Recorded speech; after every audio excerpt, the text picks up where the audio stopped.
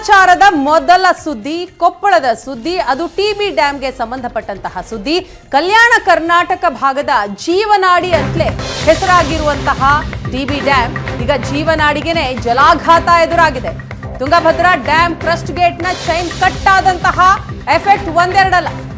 Gate ರಿಪೇರಿಗೆ ಅರ್ಧ dam ನೀರು ಖಾಲಿ ಮಾಡಲೇಬೇಕು ಅಂತಹ ಅನಿವಾರ್ಯ ಸ್ಥಿತಿ ಇದೆ. ಕಳೆದ 2 ವರ್ಷದಲ್ಲಿ ಇದೇ ಮೊದಲ ಬಾರಿಗೆ ಜಲಾಶಯ ಭರ್ತಿಯಾಗಿದೆ. ಆದರೆ ಆಗಿರುವಂತಹ ಎಡವಟ್ಟಿನಿಂದ ಈಗ ಅರ್ಧ ಡ್ಯಾಮ್ ನೀರನ್ನ ಖಾಲಿ ಮಾಡಬೇಕಾದಂತಹ ಅನಿವಾರ್ಯ ಪರಿಸ್ಥಿತಿ ಬಂದೊದಗಿದೆ. ಗೇಟ್ ರಿಪೇರಿಗೆ 65 TMC ನೀರನ್ನ ಹೊರಬಿಡಬೇಕು. ಡ್ಯಾಮ್ ನೀರು ಖಾಲಿ ಆಗೋದಕ್ಕೆ ಇನ್ನು 4 ರಿಂದ 5 ದಿನ ಬೇಕು. ಅಲ್ಲಿವರೆಗೂ ಕಾಯಲೇಬೇಕು. 4 ರಿಂದ 5 ದಿನ. ಇವತ್ತು 1.5 ಲಕ್ಷ ಕ್ಯೂಸೆಕ್ ನೀರನ್ನ ಹೊರಬಿಡಬೇಕು. ನಿನ್ನೆ ಇಡೀ ದಿನ 1 ಲಕ್ಷ ಕ್ಯೂಸೆಕ್ ನೀರನ್ನ ಹೊರಬಿಟ್ಟಿದ್ದಾರೆ. ಇವತ್ತು ಹೊರಹರಿವಿನ ಪ್ರಮಾಣ ಏರಿಕೆ ಹೆಚ್ಚಿಸಿದ್ದಾರೆ ಅಧಿಕಾರಿಗಳು. ಕ್ರಸ್ಟ್ ಗೇಟ್ ರಿಪೇರಿಗೆ 8 ದಿನಕ್ಕೂ ಹೆಚ್ಚು ಸಮಯ ಬೇಕು ಅಂತ ತಜ್ಞರು ಹೇಳ್ತಾ ಇದ್ದಾರೆ. ಹಾಗಾಗಿ ಇದು ದೊಡ್ಡ ತಲೆನೋವು. ಒಂದು ಕಡೆ ಆ ಭಾಗದ ರೈತರು ಅವರಿಗೆ ಸಂಕಷ್ಟ, ಮತ್ತೊಂದು ಕಡೆ ಈ ಟಿಬಿ ಡ್ಯಾಮ್ ಅದು ಭರ್ತಿ ಆಗಿದೆ. ಅದರ ಅರ್ಧಕ್ಕರ್ಧ ನೀರನ್ನ ಖಾಲಿ ಮಾಡಬೇಕು ಅಂತಹ ಅನಿವಾರ್ಯ ಸ್ಥಿತಿ ಈಗ ಬಂದೊದಗಿದೆ. ದೃಶ್ಯದಲ್ಲಿ ನಾವು ನೋಡ್ತಾ ಇದ್ದೀವಿ. ಒಂದ್ ಕಡೆ ಪೊಲೀಸರಿದ್ದಾರೆ, ಅಧಿಕಾರಿಗಳಿದ್ದಾರೆ, ಎಲ್ಲರೂ ಕೂಡ ಸ್ಥಳದಲ್ಲಿ ಬೀಡ್ಬಿಟ್ಟಿದ್ದಾರೆ. ಟಿಬಿ ಡ್ಯಾಮ್ನ 19ನೇ ಗೇಟ್ ಏನಿದೆ ಅದು ಕಟ್ಟಾದಂತಹ ಪರಿಣಾಮ ಬಹಳಷ್ಟು ತೊಂದರೆಗಳಾಗ್ತಾ ಇದೆ. ಈಗ ಅದನ್ನ ರಿಪೇರಿ ಮಾಡಬೇಕು ಅಂತಂದ್ರೆ, ದುರಸ್ತಿ ಕಾರ್ಯ ಆಗಬೇಕು ಅಂತಂದ್ರೆ ಡ್ಯಾಮ್ನ ಅರ್ಧ ನೀರನ್ನ ಖಾಲಿ ಮಾಡಬೇಕು. ಇದು ಅಧಿಕಾರಿಗಳಿಗೆ ದೊಡ್ಡ ಸವಾಲು. ದೃಶ್ಯಗಳಲ್ಲಿ ನೀವು ಗಮನಿಸ್ತಾ ಇದ್ದೀರಿ ವೀಕ್ಷಕರೇ. ನಾವು ರೆಡ್ ಮಾರ್ಕ್ ಮಾಡಿ ಅಂತ ತೋರಿಸ್ತಾ ಇದೀವಲ್ಲ, ಈ ಚೈನ್ ಕಟ್ ಆಗಿರೋದು ಇದು ಶನಿವಾರ ರಾತ್ರಿ 11 ಗಂಟೆಗೆ ಕಟ್ ಆಗುತ್ತೆ. ಆಗಿಂದ ಇಲ್ಲಿಯವರೆಗೂ 45 ಗಂಟೆ ಆಯಿತು ಈ ಒಂದು ಘಟನೆ ನಡೆದು. 45 ಗಂಟೆಗಳಿಂದ ಇಲ್ಲಿಯವರೆಗೆ 10 ರಿಂದ 15 TMC ನೀರು ಖಾಲಿಯಾಗಿದೆ. 45 ಗಂಟೆಗಳಲ್ಲಿ ಒಂದು ದಿನಕ್ಕೆ 1 ಲಕ್ಷ ಕ್ಯೂಸೆಕ್ಸ್ ನೀರನ್ನ ಹೊರಕ್ಕೆ ಬಿಡಬೇಕು. ಇದು ಟಾರ್ಗೆಟ್ ಇರೋದು. ಇದಕ್ಕಿಂತ ಹೆಚ್ಚಿನ ನೀರನ್ನ ಬಿಟ್ಟರೆ ಒಂದಿಷ್ಟು ಅವಘಡಗಳಿಗೆ, ಅವಾಂತರಗಳಿಗೆ ಕಾರಣ ಆಗುತ್ತೆ. ಆ ಹಿನ್ನೆಲೆಯಲ್ಲಿ 1 ಲಕ್ಷ ಕ್ಯೂಸೆಕ್ಸ್ ನೀರಂದ್ರೆ 24 ಗಂಟೆಗೆ ಆಲ್ಮೋಸ್ಟ್ 8 TMC ನೀರು ಹೊರಕ್ಕೆ ಬಿಟ್ಟಂಗಾಗತ್ತೆ. ಆ ನಿಟ್ಟಿನಲ್ಲಿ ನೀರನ್ನ ಹೊರಕ್ಕೆ ಬಿಡಲಾಗ್ತಾ ಇದೆ. ಈ ಒಂದು ಚೈನೆಯನ್ನು ನಾವು ತೋರಿಸ್ತಾ ಇದ್ವಿ ಆಗ್ಲೆಯಿಂದ. ಅದು ಕಟ್ಟಾಗಿ ಇಲ್ಲಿಗೆ 45 ಗಂಟೆ ಸರಿ ಸುಮಾರು. ಅಂದ್ರೆ ಅಲ್ಲಿಂದ ಇಲ್ಲಿಗೆ 10 ರಿಂದ 15 TMC ನೀರು ಖಾಲಿಯಾಗಿದೆ. ಇನ್ನೂ ಖಾಲಿ ಆಗ್ಬೇಕಾಗಿರುವಂತದ್ದು 50ಕ್ಕಿಂತ ಹೆಚ್ಚು TMC ನೀರು ಖಾಲಿ ಆಗ್ಬೇಕು. ಯಾಕಂದ್ರೆ ಒಟ್ಟಾರೆಯಾಗಿ 65 TMC ನೀರು ಖಾಲಿ ಆಗ್ಬೇಕು. ಅರ್ಧಕ್ಕರ್ಧ ಡ್ಯಾಮ್ ಖಾಲಿ ಆಗ್ಬೇಕು. ಅವಾಗ ಮಾತ್ರ ಈ ಕ್ರಸ್ಟ್ ಗೇಟ್ ಅನ್ನ ರಿಪೇರಿ ಮಾಡೋದಕ್ಕೆ ಸಾಧ್ಯ ಆಗತ್ತೆ. ಒಟ್ಟಾರೆಯಾಗಿ ಟಿಬಿ ಡ್ಯಾಮ್ ಇರೋದು 133 TMC ಸಾಮರ್ಥ್ಯ ಇರೋದು. ಅದರಲ್ಲಿ 33 TMC ಹೂಳೆ ತುಂಬಿಕೊಂಡಿದೆ. ನೀರ್ ಇರೋದು 105 TMC ಮಾತ್ರ. ಎಸ್, ನಾವು ದೃಶ್ಯದಲ್ಲಿ ನೋಡ್ತಾ ಇದ್ದೀವಿ. ಈ ಸ್ಥಳಕ್ಕೆ ಇವತ್ತು ಬಿಜೆಪಿ ನಿಯೋಗ ಭೇಟಿ ನೀಡಿದೆ. ಟಿಬಿ ಡ್ಯಾಮ್ಗೆ ಬಿಜೆಪಿ ನಿಯೋಗ. ರಾಜ್ಯಾಧ್ಯಕ್ಷ ವಿಜೇಂದ್ರ ಇದ್ದಾರೆ, ಮಾಜಿ ಸಿಎಂ ಬಸವರಾಜ ಬೊಮ್ಮಾಯಿ ಅವರಿದ್ದಾರೆ. ಸೇರಿದ ಹಾಗೆ ಬಿಜೆಪಿಯ ನಾಯಕರುಗಳು ಇವತ್ತು ಟಿಬಿ ಡ್ಯಾಮ್ಗೆ ಭೇಟಿ ಕೊಟ್ಟು ಅಲ್ಲಿನ ವಾಸ್ತವ ಸ್ಥಿತಿ ಏನು ಅನ್ನೋದರ ಮಾಹಿತಿಯನ್ನ ಪಡೆದುಕೊಂಡಿದ್ದಾರೆ. ಈ ರೀತಿ ಸಮಸ್ಯೆ ಆಗಿರೋದು ಇದೇ ಮೊದಲೇನಲ್ಲ. 2 ವರ್ಷದ ಹಿಂದೆಯೂ ಕೂಡ ಸಮಸ್ಯೆ ಆಗಿತ್ತು. ಟಿಬಿ ಡ್ಯಾಮ್ ಕ್ರಸ್ಟ್ ಗೇಟ್ 21ರಲ್ಲಿ ಆಗ ತಾಂತ್ರಿಕ ದೋಷ ಕಂಡು ಬಂದಿತ್ತು. ಈ ಬಾರಿ ಕಂಡು ಬಂದದ್ದು 19ನೇ ಗೇಟ್ನಲ್ಲಾದ್ರೆ 2 ವರ್ಷದ ಹಿಂದೆ 21ನೆಯ ಗೇಟ್ನಲ್ಲಿ ತಾಂತ್ರಿಕ ದೋಷ ಕಂಡು ಬರುತ್ತೆ. 2022 ಜುಲೈ 12ರಂದು ಸಮಸ್ಯೆ ಕಾಣಿಸ್ಕೊಳ್ಳುತ್ತೆ. ಆ ವರ್ಷ 1.5 ಲಕ್ಷ ಕ್ಯೂಸೆಕ್ ನೀರನ್ನ ಅಧಿಕಾರಿಗಳು ಹೊರಬಿಡ್ತಾರೆ.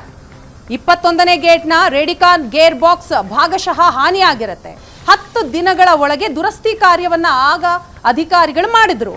ಇನ್ನು 2019ರಲ್ಲಿ ಎಡದಂಡೆ ಮೇಲ್ಮಟ್ಟದ ಕಾಲುವೆ ಗೇಟ್ ಕೂಡ ತುಂಡಾಗಿತ್ತು. ಮುನಿರಾಬಾದ್ ಗ್ರಾಮಕ್ಕೆ ಆಗ ಅಪಾರ ಪ್ರಮಾಣದ ನೀರು ನುಗ್ಗಿದಂತಹ ಪರಿಣಾಮ ರೈತರು ಸಮಸ್ಯೆಯನ್ನ ಅನುಭವಿಸಿದ್ರು. ಒಟ್ಟಿನಲ್ಲಿ ಇದು ಕೇವಲ ಕರ್ನಾಟಕ ಭಾಗ ಅಲ್ಲ, ಆಂಧ್ರ ತೆಲಂಗಾಣ ಭಾಗದ ಜೀವನಾಡಿಯೂ ಹೌದು.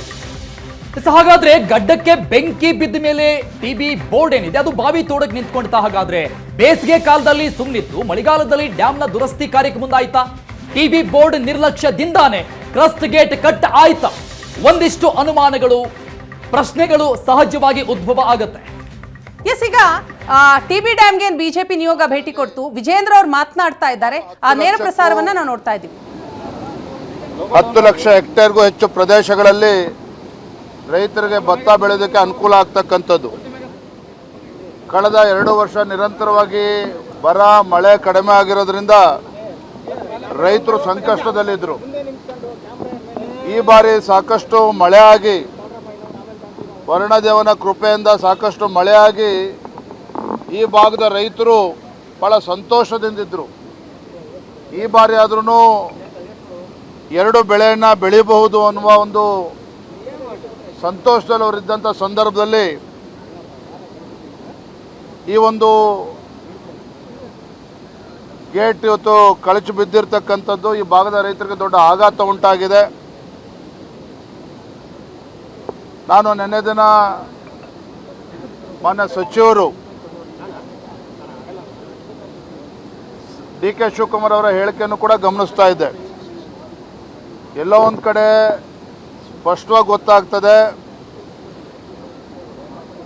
ಅಧಿಕಾರಿಗಳು ಸರಿಯಾಗಿ ಕ್ರಮವನ್ನು ಕೈಗೊಳ್ಳದೇ ಇರತಕ್ಕಂಥ ಸಂದರ್ಭದಲ್ಲಿ ಈ ಒಂದು ಸಮಸ್ಯೆ ಉಂಟಾಗಿದೆ. ನಾನು ಮಾನ್ಯ ಮುಖ್ಯಮಂತ್ರಿಗಳಲ್ಲಿ ಹಾಗೂ ಜಲ ಸಂಪನ್ಮೂಲ ಸಚಿವರಾಗಿರ್ತಕ್ಕಂಥ ಡಿ ಕೆ ಶಿವಕುಮಾರ್ ಅವರಲ್ಲಿ ಆಗ್ರಹವನ್ನು ಮಾಡ್ತೇನೆ. ರಾಜ್ಯ ಸರ್ಕಾರದ ಜವಾಬ್ದಾರಿ.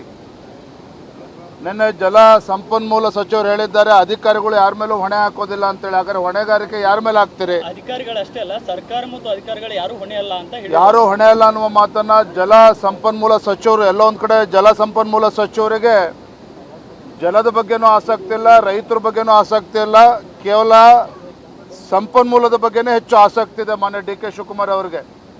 ನಾನು ಮಾನ್ಯ ಮುಖ್ಯಮಂತ್ರಿಗಳಲ್ಲಿ ಹಾಗೂ ಜಲ ಸಂಪನ್ಮೂಲ ಸಚಿವರು ಇಬ್ಬರಲ್ಲೂ ಕೂಡ ಆಗ್ರಹ ಮಾಡ್ತೇನೆ, ರಾಜ್ಯ ಸರ್ಕಾರನೇ ಜವಾಬ್ದಾರಿಯನ್ನು ತೆಗೆದುಕೊಳ್ಬೇಕಾಗ್ತದೆ. ಈ ಭಾಗದ ರೈತರಿಗೆ ಇವತ್ತೇನು ಸಂಕಷ್ಟ ಉಂಟಾಗಿದೆ. 2 ಬೆಳೆಯನ್ನು ಬೆಳಿಬೋದು ಅಂತಕ್ಕಂಥ ಉತ್ಸಾಹದಲ್ಲಿದ್ದಂಥ ರೈತರಿಗೆ